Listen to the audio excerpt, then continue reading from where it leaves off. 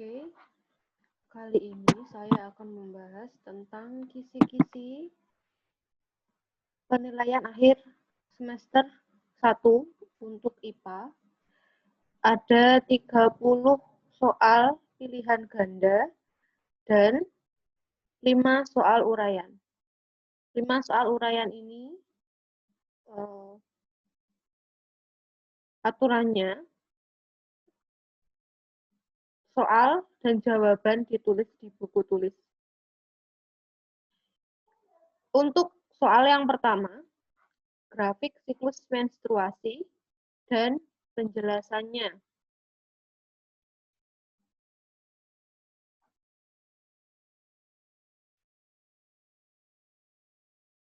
Grafik siklus menstruasi dan penjelasannya ini sudah pernah saya jadikan sebagai latihan soal atau soal di bab 1 dulu.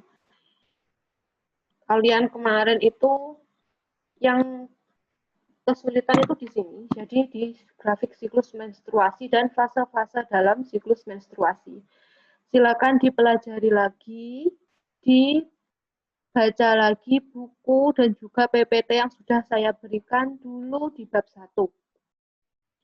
Yang pasti beberapa soal dari 6 soal ini itu sudah pernah kalian kerjakan di ulangan harian bab 1. Untuk yang bab 2-nya, perbedaan reproduksi generatif dan vegetatif pada makhluk hidup ini ada di bagian awal dari bab 2. Silakan dibaca bab 2, bagaimana pengertian dari reproduksi generatif dan vegetatif. Untuk soal yang kedua, jenis makhluk hidup ovipar dengan fertilisasi internal dan eksternal. Itu maksudnya gini, di soal yang ini, itu kalian harus memilih manakah makhluk hidup dengan fertilisasi internal atau eksternal. Fertilisasi internal itu berarti pembuahannya terjadi di dalam tubuh dari induk perempuan atau induk betinanya. Contohnya fertilisasi internal itu ya seperti manusia, kemudian burung, ayam, itik, unggas, kemudian kucing, harimau, gajah, mamalia dan aves itu rata-rata. Mamalia dan burung, kelompok burung-burungan itu biasanya fertilisasi atau pembuahannya di dalam induk betina atau internal. Untuk yang fertilisasi eksternal, contohnya yang paling sering dibahas adalah ikan. Ikan itu fertilisasinya eksternal. Dengan cara, jadi betinanya mengeluarkan telur, kemudian jantannya mengeluarkan sel sperma, jadi pembuahannya terjadi di luar tubuh, yang artinya di dalam air. Nah, itu. Jadi, tipe soal ini, itu maksudnya kalian disuruh memilih manakah makhluk hidup yang ovipar itu maksudnya bertelur, manakah makhluk hidup bertelur dengan fertilisasi internal atau pembuahan terjadi di dalam tubuh induk betina, dan manakah yang makhluk hidup yang pembuahannya terjadi di luar tubuh induk betina. Kita lanjut ke soal berikutnya. Jenis makhluk hidup ovipar, tahapan metamorfosis sempurna dan tidak sempurna.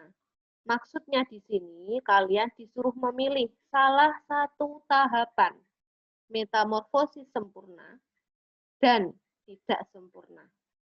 Apakah tahapan di dalam soal itu termasuk metamorfosis sempurna ataukah tahapannya termasuk metamorfosis yang tidak sempurna? Caranya supaya bisa mengerjakan soal ini adalah kalian harus membaca lagi mana sajakah hewan dengan metamorfosis sempurna dan mana sajakah hewan yang tidak punya metamorfosis sempurna atau metamorfosisnya tidak sempurna. Selain mencari jenis hewan itu, juga harus diperhatikan tahapan setiap metamorfosisnya. Gitu. perbedaan antara metamorfosis sempurna dan tidak sempurna itu apa toh? Nah, itu harus dicari. Kemudian perkembangan vegetatif, alami, dan buatan pada tumbuhan. Itu maksudnya kalian disuruh mencari manakah yang termasuk vegetatif alami semuanya, atau manakah yang termasuk vegetatif buatan.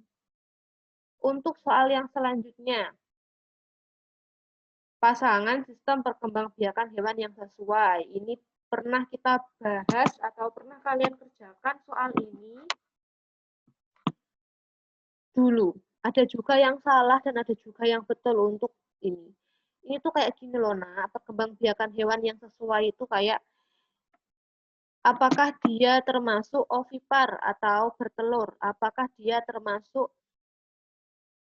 vivipar atau beranak atau melahirkan, apakah dia termasuk ovovivipar, yang artinya dia termasuk yang bertelur dan beranak, contohnya ular.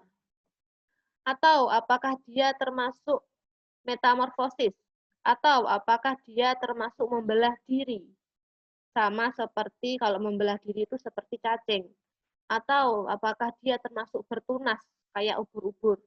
Nah, itu harus dicari atau dicocokkan. Kemudian faktor keberhasilan perkembangbiakan atau perkembangan tumbuhan. Ini kalian sudah bisa lah. Terus kalau metagenesis ini sama seperti biasanya, metagenesis itu ada dua, yang satunya punya lumut, yang satu punya apa? Punyanya tumbuhan paku. Silakan dicari di buku. Soal selanjutnya, genotip keturunan persilangan monohibrid, dominan, dan resesif. Maksudnya, kalian menentukan genotip keturunannya. Misalnya, genotip keturunan tuh kayak gini. Misalnya, induknya L besar, dan L kecil. Nah, itu keturunannya bagaimana? Kalian silakan ditentukan sendiri. Kemudian, perbandingan fenotip keturunan F1 dari persilangan monohibrid dominan. Itu maksudnya, kalian harus mencari perbandingan fenotip. Apa toh fenotip? Fenotip adalah ciri luar yang bisa diperhatikan. Maksudnya, kalau misalnya dia dalam bentuk manusia, apakah rambutnya hitam, ataukah rambutnya putih. Kayak gitu, itu maksudnya perbandingan fenotip.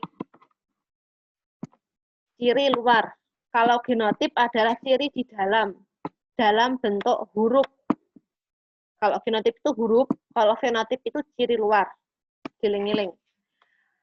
Selanjutnya adalah karakteristik gen dominan dan resesif. Ini silakan dicari bagaimana sih karakteristik gen yang dominan itu. Bagaimana karakteristik gen yang resesif. Gen yang dominan itu maksudnya gen yang muncul. Kalau di dalam bentuk fisik, gennya dominan, itu berarti gennya muncul dalam bentuk fisik. Kalau gennya resesif, gennya ada, tapi tersimpan di dalam tubuh, tidak muncul di luar, tidak bisa diamati. Contohnya gen dominan dan resesif itu kayak hidung. Misalnya dominan hidungnya pesek.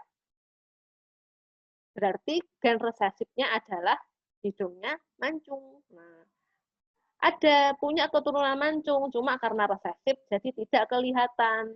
Kelihatannya yang dominan, yaitu yang pesek tadi. Terus yang selanjutnya adalah gamet dari genotip heterozigot. Gamet dari genotip heterozigot itu, genotip heterozigot itu genotip yang ada dua sifatnya.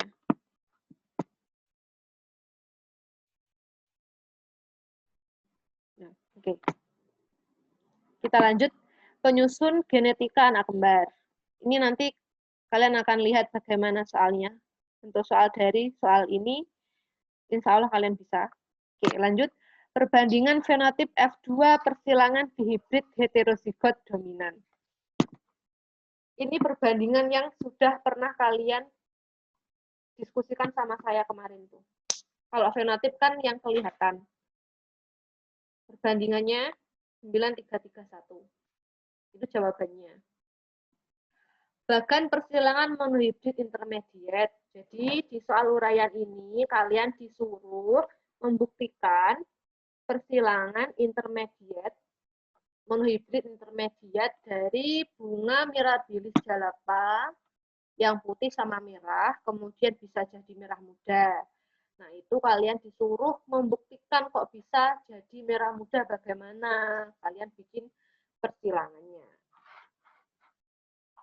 Soal selanjutnya, nama muatan listrik yang sesuai dengan gambar. Ini sudah pernah kita bahas dulu. Dan sudah pernah kalian kerjakan. Ada yang benar, ada yang salah. Itu soal yang sama dengan yang saya berikan kemarin. Elektroskop juga, ini soal yang sama dengan yang sudah saya berikan kemarin. Silakan dipelajari lagi latihan soal atau penilaian harian listrik statis dan dinamis kemarin. Induksi listrik ini juga sama, menentukan jenis muatan listrik yang jika didekatkan juga sama persis soalnya. Faktor gaya listrik. Gaya listrik atau gaya kolom itu ada cuma 2 faktornya. Besar dari masing-masing muatan listrik dan jarak antar muatan listrik. Kalau muatannya besar, maka gaya listriknya juga besar. Kalau jaraknya membesar, maka gaya listriknya makin kecil. Selanjutnya adalah gejala listrik statis. Contohnya gejala listrik statis itu seperti kalau kalian menyetrika baju, setrikanya bajunya agak lengket. Nah, itu termasuk listrik statis. Lengket sama setrikanya. Kemudian rambut sama sisir, rambutnya agak ke atas-atas setelah disisir, itu juga termasuk gejalanya listrik statis. Kalau batu didekatkan sama besi,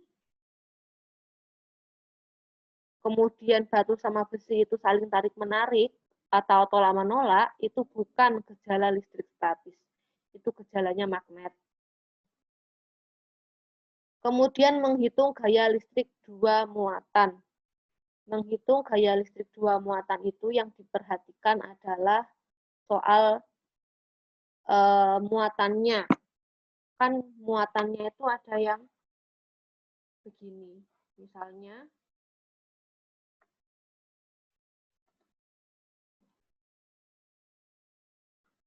ada yang soalnya itu 5 kolom, 2 kolom. Nah, itu langsung bisa dicari kan. Tapi beberapa soal yang sudah kita bahas kemarin, atau sudah kalian kerjakan kemarin, itu muatannya pakai mu atau pakai UC. Kemarin tuh kalian kalau membacanya UC kali ya. Itu membacanya mu C.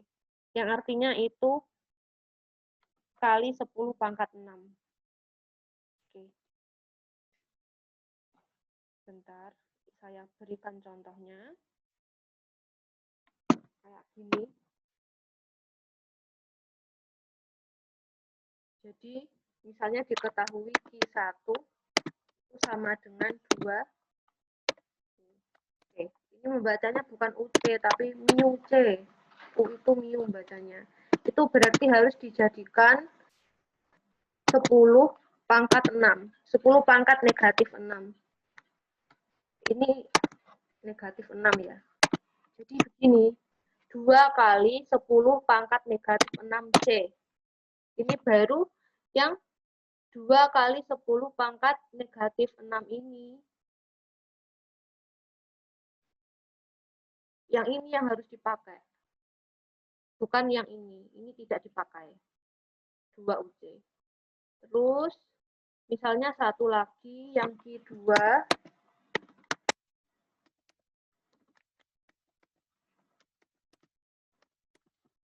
Misalnya 9 mu C. Berarti harus dijadikan 9 kali 10 pangkat negatif 6 C. Kemudian jaraknya R. R-nya misalnya 30 cm. Berarti harus dijadikan meter. Bagaimana caranya? Dengan dibagi 100. 30 dibagi 100 sama dengan 0,3. Atau dijadikan bentuk baku 3 kali 10 pangkat negatif 1 cm. Meter maksudnya. Kayak gini.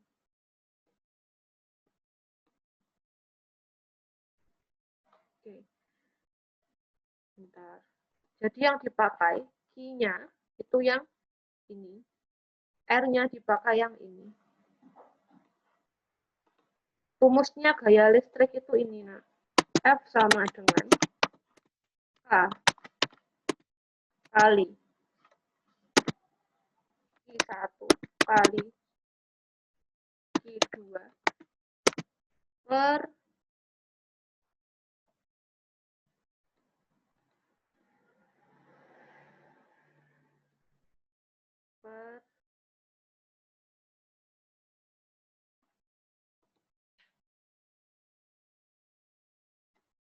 F pangkat 2. Ini rumus dari gaya listrik.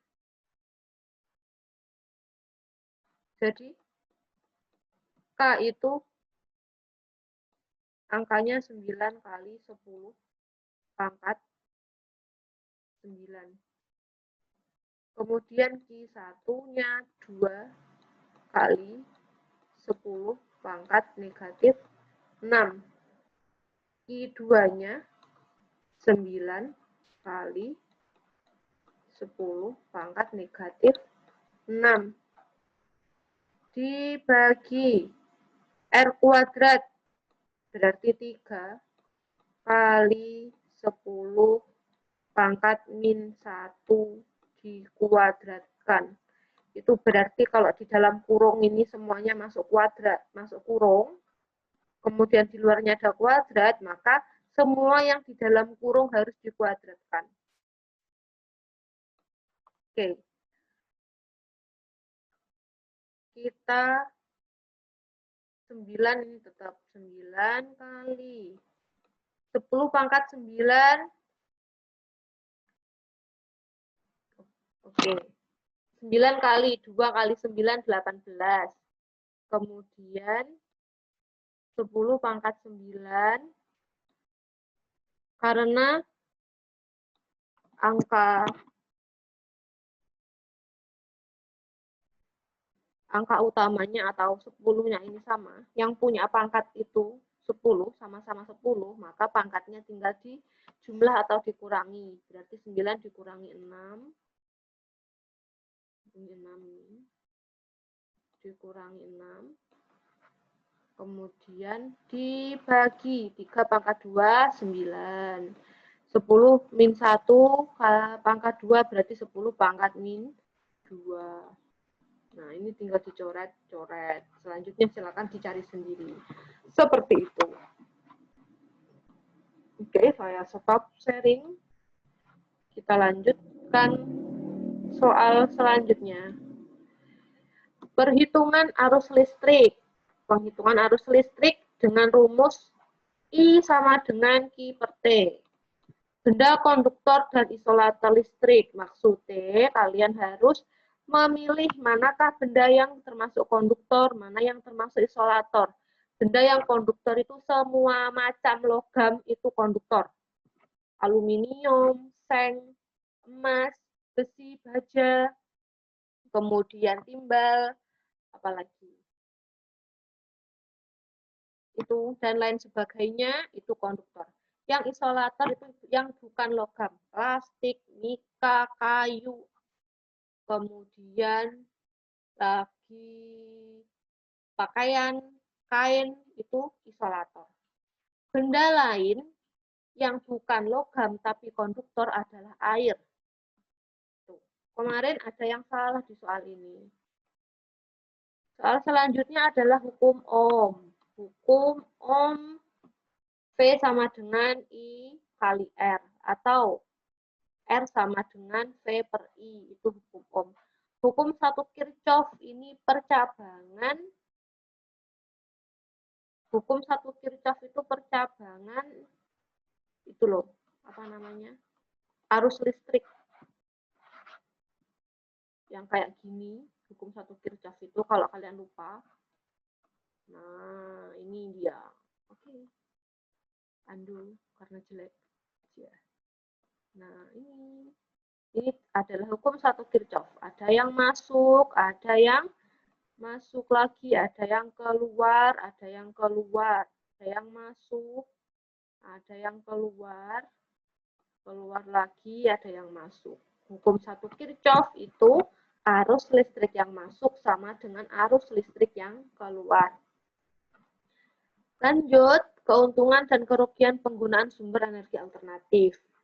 Maksudnya, kalian harus memilih manakah yang termasuk keuntungan, mana yang termasuk kerugian. Selanjutnya adalah menghitung hambatan total rangkaian campuran. Rangkaian campuran itu seperti apa? Rangkaian yang digabung, seri dan paralel, kayak gini.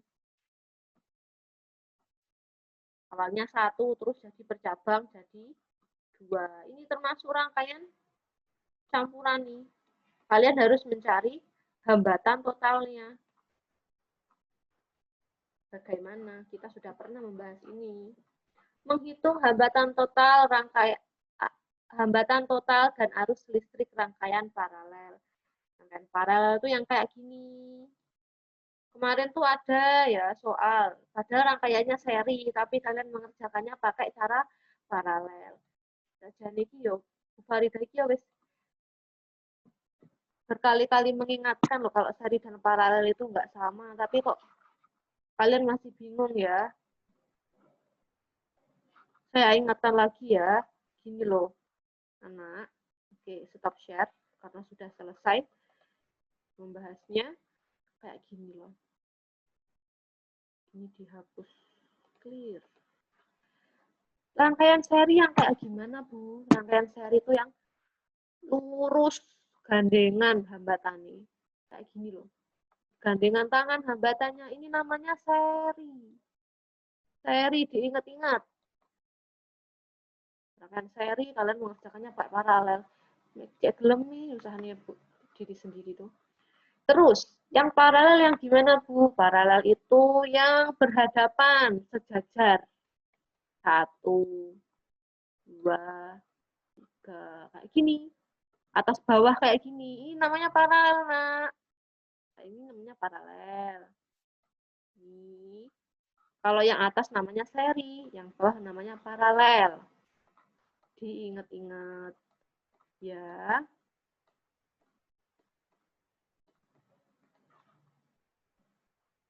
Oke. Selesai sudah pembahasan saya tentang soal atau kisi-kisi penilaian akhir semester. Selamat belajar, persiapkan diri dengan baik. Jangan lupa dibaca catatannya, dibaca bukunya, dibaca lagi PPT-nya. Video-video yang saya share ke kalian, dilihat lagi, dicek lagi mana yang belum paham. Itu caranya belajar yang benar. Kalau misalnya masih belum paham, silakan tanya. Tapi kalau saya slow respon, jangan marah. Oke. Selesai. Semoga sukses. Assalamualaikum warahmatullahi wabarakatuh. Aku harus salam, Badan.